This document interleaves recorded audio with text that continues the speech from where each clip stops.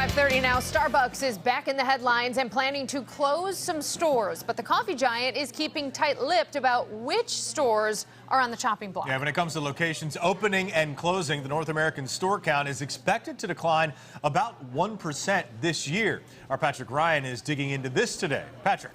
David Kelsey, Starbucks won't tell us how many stores or if any locally are on the chopping block. Starbucks expects to end the fiscal year with about 18,300 stores open across the United States and Canada. Additionally, about 900 non-coffee house positions will also be axed.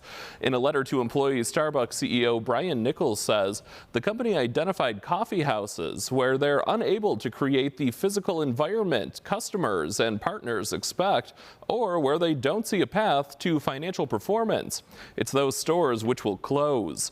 A spokesperson said their app will be updated with hours of operation by the end of the weekend. The Buffalo-born barista union, Starbucks Workers United, says things at Starbucks are going backwards under Nichols' leadership, adding it's sending a formal request for information to Starbucks about the planned closures.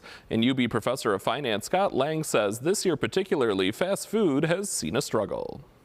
Consumer prices have gone up for most basic goods. When we think of coffee prices in particular, coffee has doubled in value from a year ago. And so a lot of these companies in the fast food space, and Starbucks is essentially a fast food company, it's just coffee, have to find ways to balance customer spending habits on the decline due to just tightening of our budgets. It's tough to make what our paychecks used to be spread around.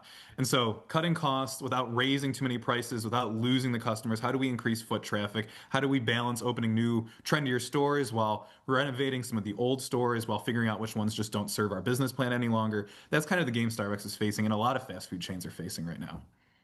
Starbucks says represented unionized status was not a factor in this decision-making process.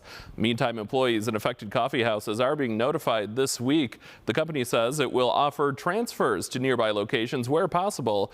The majority of closures are expected to be finished by the end of the fiscal year. Reporting, Patrick Ryan, News 4.